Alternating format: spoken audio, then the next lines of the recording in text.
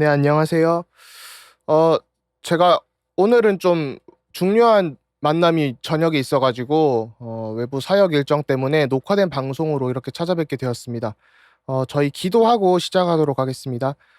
하나님 감사합니다. 우리를 하나님 자녀 삼아 주시고, 말씀 따라 살면서 성경을 통해 하나님의 말씀을 더욱더 뿌리내리고 알아가게 하시니 감사드립니다. 정말 말씀 묵상을 통해서 우리의 부족한 이해와 지혜가 더해지게 하시고, 이해 안 되는 부분들도 하나님께서 함께 하시는 그 증거를 통해서 또 성령의 조명하심을 통해서 알아갈 수 있도록 주님께서 역사해 주옵소서. 정말 이 성경 말씀을 통해서 정말 우리가 그리스도를 더욱 알아가고 그리스도 중심의 신앙생활을 하기 원합니다. 하나님께서 인도하여 주옵소서. 지금도 살아 역사하시는 예수 그리스도 이름으로 기도드렸습니다. 아멘. 네, 오늘 이제 다니엘서와 소선지서를 볼 차례인데요. 제가 좀 고민을 하다가 그냥 뭐 소선지서 한 번에 붙여서 끝내는 게 좋겠다 싶어가지고 이렇게 했습니다. 그래서 구약은 이번 주로 마무리가 되고요. 다음 주는 추석 연휴니까 쉬고 그 다음 주부터 구약 정리를 할까 신구약 중간사를 할까 고민을 하고 있지만 아마 신약을 바로 시작하게 될 것 같습니다. 네, 그래서 오늘 내용은 다니엘서와 소선지서입니다. 그래서 하나님의 주권과 심판, 또 여호와의 날 같이 소선지서에 주로 등장하는 내용들이 있거든요.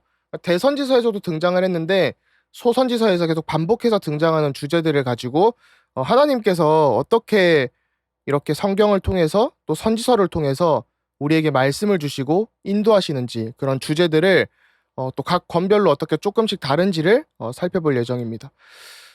이제 선지서의 위치를 보시면 이거 계속해서 반복해서 보고 있는데요. 포로기 전, 포로기 후 이렇게 주어진 게 있고, 이 두 가지는 이제 이 두 가지 섹션은 총 세 권이죠. 오바댜, 요나, 나훔은 이방인들에게 줬다면, 이제 이스라엘 유다에게 이렇게 주었던 선지서들이 있습니다. 그래서 굉장히 중요한 구분들이죠. 다니엘서를 먼저 살펴보면요. 제가 선지서를 하면서는 지금 뭐 저자라던가 그다음에 저장 연대 이런 것들이 뭐 사실 뭐 크게 개론에 있어서는 그게 중요한 게 아니다라는 생각이 들어서 조금 그냥 스킵을 하고 뭔가 주요 주제들 위주로 조금 살펴볼 예정입니다. 다니엘서는 어 이제 솔직히 말씀드리면 모르겠어요. 저는 계시록은 쉽거든요. 근데 다니엘이 제일 어렵지 않나? 성경을 이해하는 데 있어서라는 생각이 듭니다. 일단 그래서 좀 그게 디테일하게는 살펴보지 않을 거고요. 제가 이제 학부 시절 때 봤던 노트나 대학원에서 들었던 성경 개론 다 찾아봤는데 다니엘서만큼은 깊게 안 갔더라고요. 그래서 저희도 깊게는 안 가고 심플하게 이게 어떤 내용인지 설명을 좀 드릴까 합니다. 그래서 바벨론 포로기에 쓰인 것은 너무나도 잘 알고 있죠. 뭐 다니엘과 새 친구들 이야기는 저희가 주일학교 시절부터 작년에 이르기까지 모든 사람들이 친숙하게 알고 있는 죽을 수밖에 없는 상황 가운데서 하나님께서 구원하셨다라는 것을 가지고 있는 그런 내용들을 알 수 있습니다. 다니엘서의 구조가 조금 이제 두 가지로 나뉘어지는데요. 1장부터 6장까지는 주로 이야기가 나오는 이야기 내러티브입니다. 그 다음 7장부터 12장까지는 이 묵시적인 환상들이 등장을 해요. 그래서 이제 이 특히 9장 같은 경우는 거의 설교 때 들어보시기 아마 힘드실 것 같아요. 이게 만약에 9장을 가지고 설교를 특히 9장 24절, 26절 이런 걸 가지고 설교를 하는 교회가 있다. 전 두 가지로 봅니다. 목사님께서 정말로 주회에 탁월하셔가지고 하시거나 아니면 좀 불건전 신비주의, 세대주의 혹은 이단일 확률이 다분하다라고 생각이 듭니다. 순전히 개인적인 제 생각이에요. 근데 그만큼 그 구장의 내용들은 솔직하게 말하면 교회에서 얘기하기에는 학적으로는 모르겠어요. 학적으로는 할 수 있는데 교회에서 얘기하기에는 이거 쓸모가 없지 않나 싶을 정도로 뭐 성경 말씀이 쓸모없다고 하면 좀 이상하게 들릴 수도 있지만 너무나도 난해하고 어려운 주제들과 그런 것들이 포함되어 있기 때문에 좀 그런 말씀을 드립니다. 그래서 사실 한국 교회의 어떤 시한부적 종말론이라던가 좀 불건전한 종말론, 베리칩, 그 다음에 뭐 신천지 이런 것들이 활개를 치고 있기 때문에 좀 그런 부분들은 뭐 71회가 어떻다 이렇게 얘기하는 것들이 사실 올바른 신학과 성경 해석은 아니에요. 저희가 그리스도 중심으로 봐야 되는데 그거를 간략하게 좀 살펴보겠습니다. 또 이게 다니엘서가 특이한 것은 책의 일부가 이제 히브리어로 쓰이면서도 아람어가 등장을 해요. 그래서 히브리어와 아람어가 둘 다 등장을 하고요. 히브리어 성경으로 보면 각주도 굉장히 많이 달려 있습니다. 그래서 좀 되게 재밌는 성경이에요. 저도 이제 연구하면서 상당히 재밌었고, 어, 이 다니엘서의 어떤 주제를 보면요. 포로기에 이제 바벨론으로 끌려간 이 노예 포로들이 이 바벨론 종교에 대해 배우고 문화 관습에 대해서 배우다 보니까 이제 정체성이 바뀌게 되는 거죠. 문화적으로. 저희도 뭐 일제강점기나 이런 것들을 겪었지만 그런 문화적인 관습들이 굉장히 바뀌기 시작했던 게 포로들이었습니다. 그래서 바벨론에서도 좀 정치적으로 그런 것들을 하려고 했었고요. 그러면서 이제 저희가 창씨개명을 했듯이 새로운 이름을 얻고 새로운 정체성을 얻고 어떤 새로운 음식들을 먹으면서 문화의 관습이 계속 바뀌어 갔습니다. 그 가운데 다니엘과 세 친구들은요, 왕이 하사하는 음식을 이제 먹기를 거부를 했죠. 이거에는 여러 가지 좀 근거가 있을 수 있는데 추측되기로는 일단 레위기 11장에 나오는 음식법과 맞지 않다라는 것이 이유고요. 그 다음에 뭐 왕에 대한 충성이 아니라 하나님께 대한 충성을 보여줘야 되는데 그것을 가장 잘 보여줄 수 있는 것이 사실 그런 음식들을 거부하는 부분들이었겠죠. 그러면서 포로 생활 가운데서도 이 세상에 속하지 않고 신실하게 하나님에 대한 신앙을 지키는 남은 자들이었다라는 겁니다. 그래서 저희도 이 세상에 살지만 이 세상에 속하지 않은 그런 순례자의 길을 걸어가는 사람이기 때문에 다니엘서의 메시지는 그런 부분에서 굉장히 저희에게 의미가 있다고 볼 수 있습니다. 그래서 다니엘서를 좀 보시면 제가 아까 말씀드린 그 굉장히 난해한 주제들이 있죠. 뭐 70일에 이런 것들이 다니엘 9장에 등장을 하는데 그 다음에 뭐 다니엘서 2장에 신상이 무너지는 모습이나 다니엘서 7장에 뭐 내 짐승이 등장하는 그런 부분들이 있어요. 이거를 이게 이제 예언에 관한 부분인데 이게 주로 이제 네 나라에 대한 역사입니다. 그러니까 2장과 7장은 네 개 나라가 어떻게 이렇게 들어와서 그 전에 나라를 무너뜨리고 새로운 왕국이 임하고 제국이 임하고 이런 것들을 보여주는 예언이고요.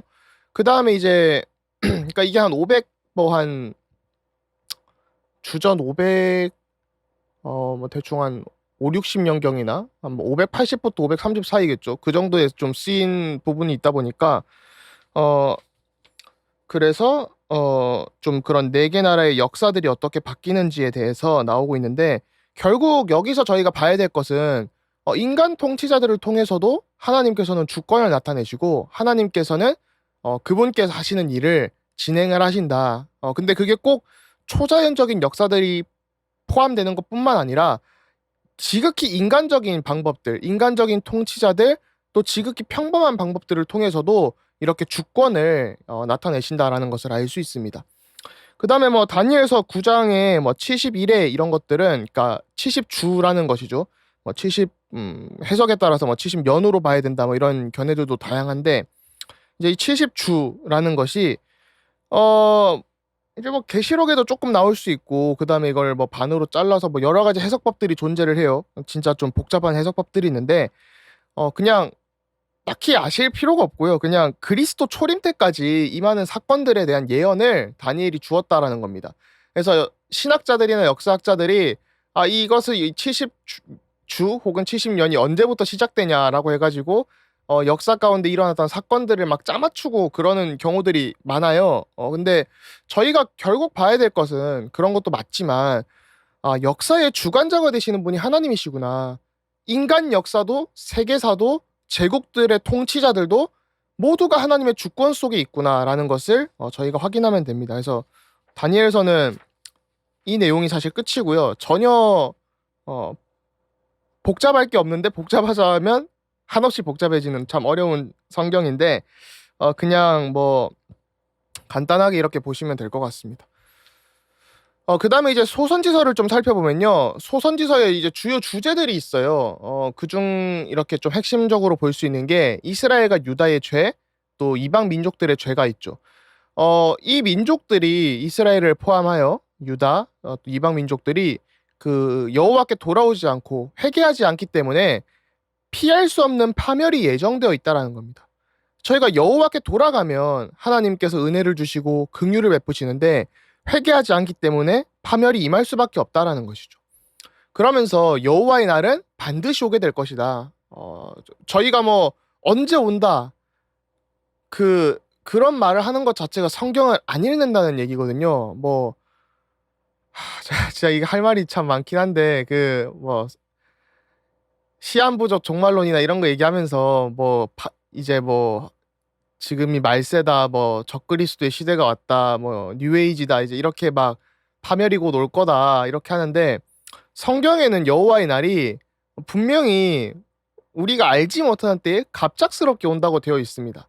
그리고 그날은 심판의 날이고 구원의 날이다. 그래서 우리가 두렵고 떨림으로 우리의 행실을 점검하고 여호와께 돌아가면서 봐야 되지만 하나님을 믿지 않는 사람들에게는 심판의 날이고 회개치 않는 자들에게는 심판과 두려움의 날이지만 우리에게는 기쁨과 구원의 날이다라고 얘기를 합니다.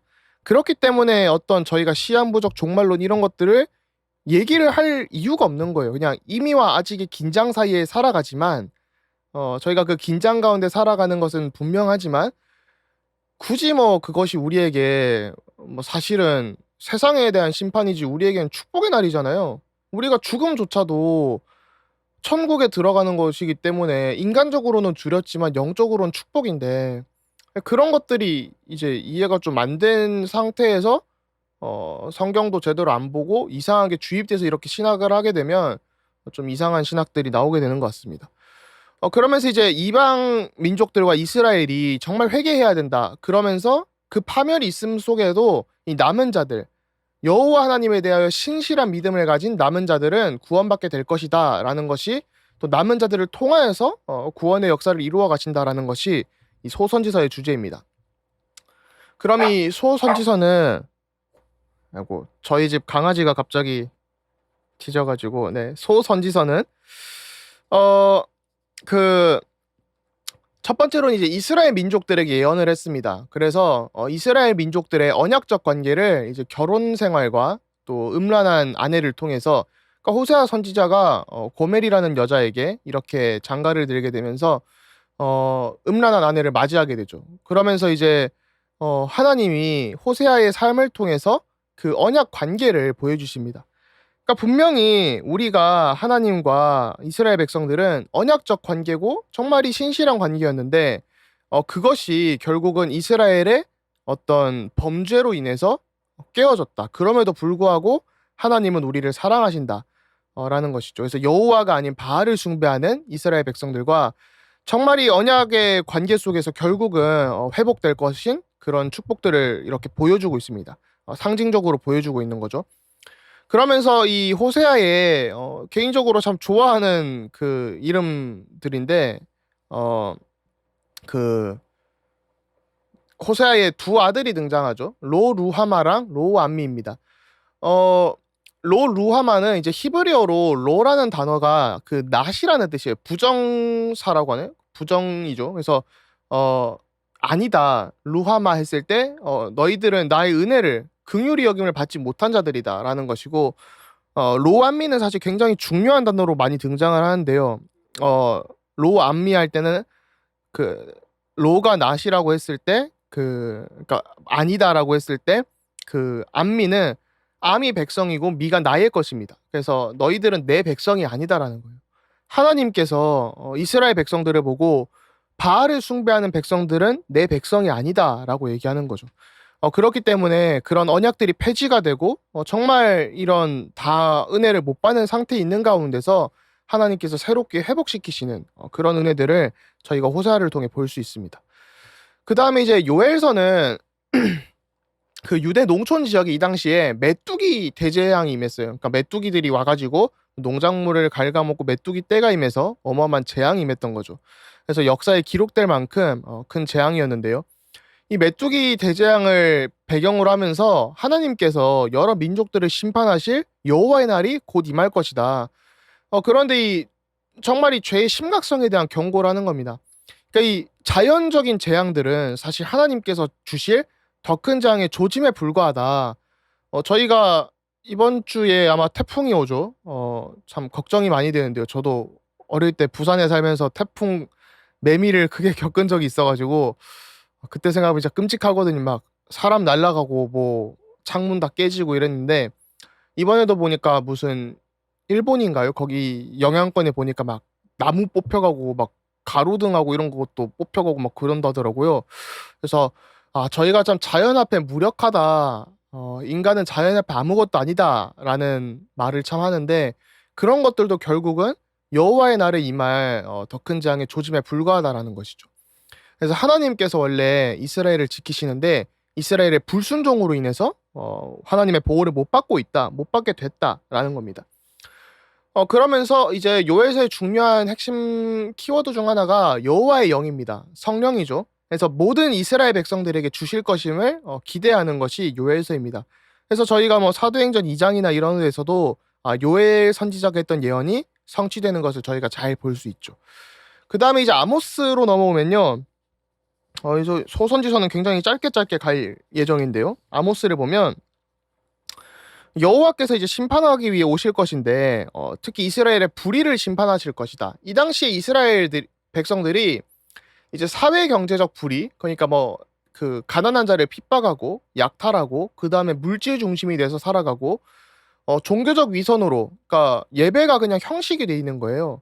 그러니까 이 희생 제사보다 순종이 중요하고 마음이 중요한 건데 우리가 이 희생 제사가 중요한 게 아니냐, 예배 드리는 형태가 중요한 거다, 형식이 중요한 거다, 제의적인 그런 것들이 중요한 거다라면서 점점 더 사실은 개혁이 필요한 시간표가 되고 굉장히 타락한 시간표에 임하게 됐죠. 그래서 아모스는 경제와 법률을 개혁하고 이런 종교적인 형식주의를 버려야 된다라고 강조를 했습니다. 그러면서 좀 재밌는 부분이 세상의 주권적인 통치자로서 여호와 하나님을 강조를 하는데요. 야훼라는 단어가 무려 81번이나 등장을 합니다.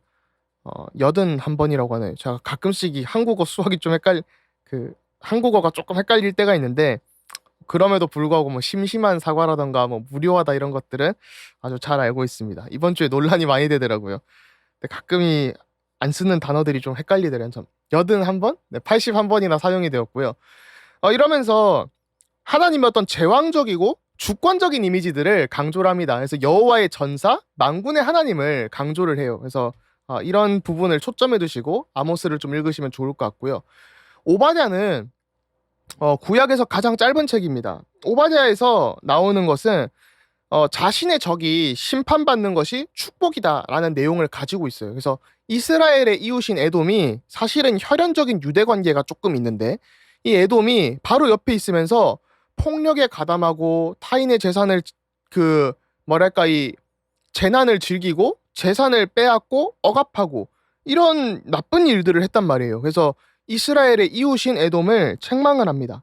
그러면서 이스라엘 하나님은 언약의 하나님이기 때문에 지금은 우리가 죄로 인해서 포로가 되고 노예가 되고 속국이 되었지만 하나님께서 결국 은혜로 회복시키실 것이고 하나님의 주권이라는 거는 너무 우리와 떨어져 있는 것도 아니고 완전히 우리에게 뭔가 내재되어서 우리가 로봇처럼 사는 것도 아니고 인간의 역사 가운데 철저하게 개입을 하시는 분이, 침투하시는 분이 하나님이시다.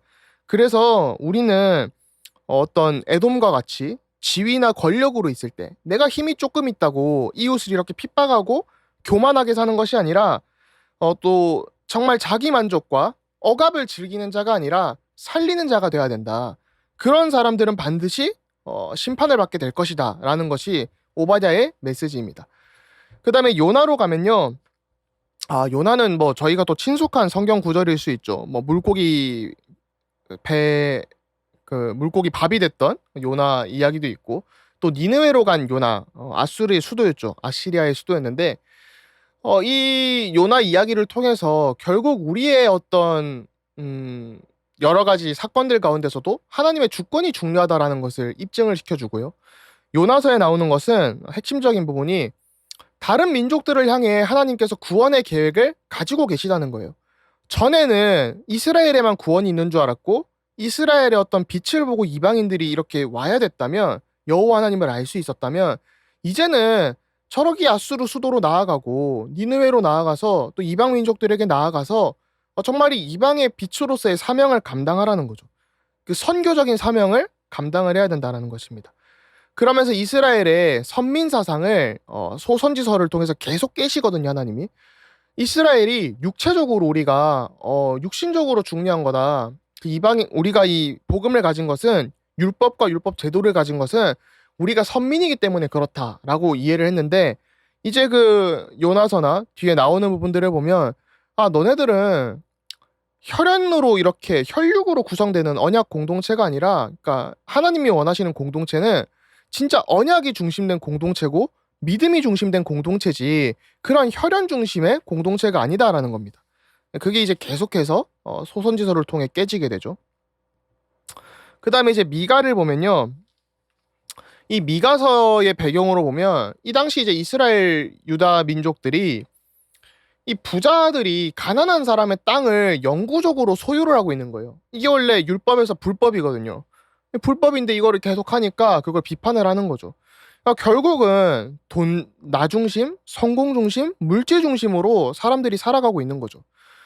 그러면서 이 땅을 영구적으로 소유하는 게 원래 불가능한데, 뭐, 그래서 아마 추측으로는, 뭐 돈을 빌려주고 제때 못 갚으면 그 땅을 내놔라. 이런 식으로 했다거나, 그래서 돈과 재물에 대한 탐욕이 있었던 것을 비판을 합니다. 그래서 돈 좀 있다고 가난한 자들을 억압하지 말고, 정말 우리가 서로 돕고 회복하는 공동체가 돼야 된다. 그리고 하나님은 이렇게 예배를 왜곡하고 율법을 왜곡하고 하나님의 법을 무시하고 가난한 자들을 핍박하는 자들을 그러니까 하나님의 마음을 모르는 자들을 심판하실 것이다라는 것입니다. 그러면서 이런 심판만 있는 게 아니라요. 미가서에 소망이 나타나게 됩니다. 많은 민족들이 여호와의 말씀을 바라보고 결국은 평화를 얻게 될 것이다라는 메시지와 그 다음에 오실 메시아의 탄생지를 이제 베들레헴으로 특정을 하게 돼요. 그래서 저희가 이 선지서를 하면서 그런 말씀을 드렸었죠. 이 망원경이 있다. 그래서 지금은 조그맣게 보지만 점점 크게 또 선명하게 보게 되잖아요. 그런 것처럼 선지서를 통해서 처음에 창세기 3장 15절에 여자의 후손을 보낼 것이다 라고 하셨는데 그게 아브라함 언약으로 조금 더 아브라함의 씨로 오고 다윗 언약에서는 다윗의 씨로 오고 이제는 미가에서는 베들레헴에서 나실 것이구나. 또 이사야서에서는 처녀가 잉타하여 아들을 낳으리니 임마누엘이라 하라. 이게 계속해서 점점 점진적으로 선명하게 드러나게 됩니다. 그래서 그런 부분들이 있고요. 나훔입니다. 나훔을 보면요. 아수르에 대해서 예언을 하는데 아수르는 마땅히 멸망당할 것이다라는 예언을 합니다. 그래서 억압하는 자들에게 하나님의 심판이 임할 것이고 하나님의 능력 앞에서 자연이나 이런 강대국들도 결국 무력하다라는 거예요. 그래서 하나님의 주권이 있기 때문에 만물을 다스리는 분이다. 그냥 있으신 분이 아니라 만물을 다스리는 분이 하나님이시고 반드시 멸망하는 자들은 멸망할 것이다라는 것이 나움의 메시지입니다. 뭐 심플하죠. 그다음 하박국입니다. 하박국은 이제 불평을 좀 해요. 두 가지 불평과 하나님의 두 가지 대답이 있는데 불평의 내용은 이겁니다. 아니 악인이 불의하고 사악한데 왜 계속 심판을 받지 않고 악인들은 왜 잘 됩니까? 라는 거예요. 저희도 이 질문을 항상 하게 되죠. 세상을 살아가면서 사회적 정의나 이런 것들을 보면서 아니 악인들은 잘 살고 왜 의인들이 이렇게 고난을 받아야 됩니까? 라는 질문 하나님이 답을 주십니다. 근데 이 재밌는 그 답은 반역하는 자녀들을 심판하기 위해서 하나님께서 준비하고 계시고 여호와의 날이 임할 것이다라는 것이죠. 근데 이 재밌는 점이요. 이 흥미로운 점이 이 악인이 이스라엘이 악인으로 지목이 됩니다. 이방 민족들보다 이스라엘이 악인이다. 이 율법을 정말이 복음을 받은 사람들이 복된 율법을 받은 자들이 율법과 제도를 무시하고 무기력하게 만들고 쓸모없게 만드는 지금으로 따지면 저희가 복음을 갖고 있는데 이 예수님이 우리를 위하여 말씀이 이 땅에 오셔서 죽으시고 우리를 위하여 죽으시고 부활하시고 그 은혜를 그 값진 은혜를 값싸게 만드는 정말 복음이면 괜찮다고 남용하고 방종하고 율법은 무조건 틀린 거야. 성경에 보니까 복음에 합당하게 살라고 했거든요. 그러니까 율법이라는 게 그냥 요약하면 하나님을 사랑하고 이웃을 사랑하는 것이고요. 당연히 교사 역할을 하기 때문에 지켜야 되는 것이죠. 그러면서 율법의 죄책이 더 이상 우리에게 짐이 안 된다라는 겁니다. 성경이 말하는 복음과 율법은요. 갈라디아서에도 잘 나오죠. 그러면서 성경이 말하는 율법주의는, 신학이 말하는 율법주의는, 저희가 율법주의는 피해야겠죠. 율법주의는 율법이 우리에게 구원의 길이 된다라고 하는 겁니다. 그래서 율법을 지켜서 구원을 얻어야 된다라고 하는 것인데, 물론 우리가 율법주의는 아니지만 경계해야겠지만, 한편으로는 반율법주의도 경계를 해야 돼요. 율법 폐기론 이런 거. 아니, 복음이 중요하기 때문에 우리가 더욱더 하나님의 영광을 위해 살고 복음을 나타내려고 살아야 되는데, 이 복음을 너무나도 값싸게 만들고 남용하고 진짜 그러는 거는 너무 틀렸다라는 것이죠. 그래서 저희가 이런 부분에 정말 회개가 필요하다라는 것입니다. 그럼 회개라는 게 우리 죄의 행위에 대한 회개도 있겠지만, 우리 마음을 계속 돌이켜서 여호와 하나님을 바라보고 하나님이 원하시는 것을 바라보고, 결국에는 하나님이 원하시는 것이 전도와 선교이기 때문에 그렇게 인도받는 것이 중요한 것이지, 전도 선교하니까 다 괜찮다라는 것은 상당히 복음을 이용하는 거죠. 복음이 중심된 삶이 아니라. 그래서 좀 그런 부분들이 저희가 무너져야 되는 것 같고, 네, 뭐 바빙크 율리아 얘기를 할까 말까 고민을 하다가 그냥 짧게 끝내겠습니다. 네, 그다음에 스바냐를 보면요. 여호와의 날에 이중적 측면이 이렇게 등장을 하게 됩니다. 아까 그 소선지서 들어갈 때도 나왔었죠. 그래서 여호와의 날에 이중적 측면이 있는데, 어, 그 구원받는 저희에게는 행복의 날이고 축복의 날인데, 이 당하는 사람들에게는 재난의 날이고 심판의 날이라는 거예요. 그러면서 이스라엘이 철저하게 오해를 하던 게 선민사상입니다. 그 언약이 핵심인데, 언약이 핵심 포인트인데 자꾸 뭔가 우리들이 선민이다, 우리들은 구원받는다, 육체적으로 구원받는다라는 틀린 생각을 갖고 있었던 거죠. 사실 회개하는 민족이나 국가는 누구나 하나님의 자녀라는 것을 스바냐를 통해서 보여주고 있습니다. 그 다음에 스바냐에 나오는 이 여호와의 날에서 이 파괴의 순서가요, 창세기의 창조 순서를 정확하게 뒤집은 그런 반창조적인 모습들을 보여줍니다. 그래서 성경 전체가 이렇게 좀 이쁜 구조로, 문학적 구조로 이렇게 쓰여진 게 보이시게 되죠. 그 다음 학계를 보면요, 성전 재건에 이 당시가 이제 어떤 상황이냐면, 그 성전을 고레스 칙령 이후에 만들려고 딱 돌아왔는데 이게 안 되는 거예요. 막 반대파도 있고 경제적인 어려움도 있고, 그러니까 안 되는 가운데서 낙심을 해 있는데 학계 선지자가 이 말을 하는 겁니다. 만군의 여호와의 말씀을 내가 전한다 해서 우리가 행위를 살피고 하나님을 경외하면서 순종할 때 하나님께서 그분의 일을 하실 것이다 라는 겁니다. 그러면서 하나님이 남은 자를 남겨두셨다. 진짜 우리가 남은 자로서 이 언약 백성에, 우리가 지금 경제적으로 힘들고 성전 짓는데 힘들지만 언약 백성으로서 풍부한 그 유산을 우리가 상속받은 사람들이다라는 것을 얘기합니다. 그러면서 결국 성전을 통해서 하나님의 임재가 임하고 하나님이 주시는 평화와 평안이 임할 것이다. 그렇기 때문에 성전이 중요하다라는 것을 이제 학계 선지자가 이렇게 얘기를 하게 됩니다. 그 다음에 이제 스가랴를 보면요, 바벨론 이제 포로에서 돌아온 뒤에 이제 주어진 말씀이죠. 그 보면 하나님 백성들이 이제 부분적으로 회복이 됐다. 근데 그렇기 때문에 우리가 가장 갈급한 것은 하나님의 임재다라는 거예요. 그러니까 우리가 전에는 죄 때문에 버림받았으나 하나님의 은혜로 회복이 됐는데, 진짜 우리가 구해야 될 것은 하나님이 우리와 함께 하시는 여호와 하나님의 임재다라는 겁니다. 그러면서 스가랴가 메시지를 던지는 부분이요, 우리는 이 땅에 현재에 살고 있다. 그렇지만 아직 오지 않은 미래에 대한 갈망을 가지고 있어야 된다. 그래서 신학의 또 성경의 중요한 주제가 이미 아직입니다. 영어로 already not yet이라고 하는데요. 이미 우리에게 하나님의 승리가 임했지만 아직 완전한 최종적 승리는 오지 않았기 때문에 그것을 기다리면서 정말 갈망하면서 두렵고 떨림으로 살아가면 된다는 것이죠.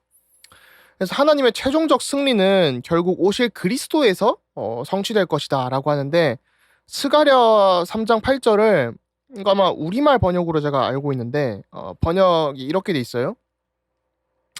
새싹으로 부르는 나의 종이 있다. 결국 우리가 밤나무 상수리나무가 배임을 당하여도 10분의 1은 남게 될 건데, 거기서 그루터기에서 새싹도 나고 렘먼트들 남은 자들 나올 텐데, 그 새싹의 가장 기본되고 첫 번째 열매 되시는, 부활의 첫 열매 되시는 분이 그리스도다. 아, 우리에게 뭔가 우리 인간들에게 소망이 있다면 전혀 안 되겠죠. 그런데 정말 그런 황폐한 가운데서도 새싹이 자라날 텐데, 그게 바로 하나님의 종 그리스도라는 거예요. 그분을 붙잡고 우리가 살아갈 수 있다. 그분이 우리에게 빛이 되시고 힘이 되시고 소망이 되신다. 사실 여기서 다 힘을 얻어야 되는 것이죠. 그래서 우리를 바라보면 낙심될 일이 많지만, 우리는 현재 이미 하나님께서 주신 은혜와 아직 완전히 오지 않은 그런 축복 속에 살아가고 있다라는 것입니다. 그 다음 말라기입니다. 이제 끝이죠. 말라기를 보면 이 성전 예배가 그냥 또 형식주의로 바뀐 거예요. 막 포로에서 돌아오고 했는데 명목상 예배로 바뀌고 형식주의로 되니까, 진짜 이 예배가 우리가 이 영적인 열정이 있어야 된다. 하나님을 경외해야 이 예배가 회복된다라는 겁니다. 그래서 그 메시지를 말라기가 던지고 있고요. 말라기의 좀 중요한 포인트 4가지는 이런 언약적 사랑, 온전한 헌신, 신실한 관계, 두려운 소망이 있는데요. 이 언약적 사랑은 하나님과 이스라엘 관계가, 그러니까 하나님과 이스라엘의 관계가 신앙적인 토대 위에 있다. 그러니까 십계명이라는 언약적인 사랑 가운데 있다. 그래서 우리 신앙의 토대는 다른 것이 아니라 하나님을 사랑하고 이웃을 사랑하는 그런 언약적 사랑이 회복돼야 된다는 거예요. 그러면서 예배가 정말로 온전해지려면 참된 순종이 있어야 된다. 진짜 그 순종이 제사보다 낫다는 것이 정말 온전한 헌신이 회복돼야 된다라는 것이고요. 그 다음 신실한 관계는 우리가 이 언약적 관계에 하나님과 있는데, 공동체나 또 결혼 관계나 하나님과의 관계에서 정말로 서로가 신실하고 두터운 관계가 돼야지 다른 관계가 되어서는 안 된다라는 것입니다. 그 다음에 이제 두려운 소망으로는요, 여호와 하나님께서 심판 때에 갑자기 오실 것이기 때문에 저희가 이 두렵고 떨림으로 하나님을 경외하는 삶을 살아야 된다는 겁니다. 그래서 하나님께서 언제 오실 것이다, 그리스도께서 언제 재림하실 것이다, 이게 중요한 게 아니라 심판 때에 갑작스레 오실 것이기 때문에 날마다 우리의 행실을 점검하고 그렇게 신실하게 살아가면 됩니다. 근데 우리의 힘으로 신실하게 살아가는 게 아니라 사실은 하나님께서 우리를 신실하게 살아가도록 힘을 주시죠. 그래서 그 메시지들이 이 소선지서의 요약입니다. 어떻게 살아가야 되냐? 말씀에 순종하면서 여호와를 경외하는 삶을 살면 된다. 그러면서 어떤 걸 인식을 해야 되냐? 모든 민족 가운데 역사의 주관자로서 개입하시는 하나님의 절대 주권을 붙잡고 살아가면 된다. 그러면서 여호와의 나를 기대해라. 이 2가지 측면이 있다. 심판과 구원이 임할 것인데, 우리는 심판에 떠는 것이 아니라 구원을 기대하면서 살아가는 사람들이다. 그래서 남은 자들이, 정말 이 언약 붙잡고 살아가는 사람들이, 하나님 말씀 붙잡고 여호와께 돌아가는 사람들이 구원의 축복을 누린다는 것이죠. 그러면서 구약 사람들은 초림 때 임하는 그리스도를 바라봤지만, 우리는 초림하셨고 재림하실 그리스도를 기다리면서 살아가면 된다라는 것입니다. 그러면 이제 좀 끝으로 요약을 하면요, 결국 이 다니엘서나 소선지서에서 저희가 살펴볼 수 있는 부분들은 말씀으로 날마다 개혁되면서 하나님의 일을 기대하고 소망하는 신앙생활을 살아가면 된다는 것입니다. 그래서 여호와를 경외하고, 저희가 좀 적용할 수 있는 부분들을 제가 막 생각을 해봤는데 결국은 이건 것 같아요. 여호와를 경외하고 여호와께 돌아가는 신실한 남은 자가 되어야 된다. 정말 다른 것이 아니라 정말 하나님이 함께 하시는 그 축복을 누리기 위해서, 또 하나님께서 함께 하시기 때문에 정말 우리가 여호와께 돌아가고 회개하는 신앙생활을 살면 된다라는 것입니다. 네, 그러면 다음 주는 이제 추석 연휴고요. 추석 연휴고 그다음에 구약이 이렇게 끝나서 9월 17일에 이제 신약으로 찾아뵙도록 하겠습니다. 네, 그럼 추석 연휴 잘 보내시고 다다음 주에 뵙도록 하겠습니다. 감사합니다.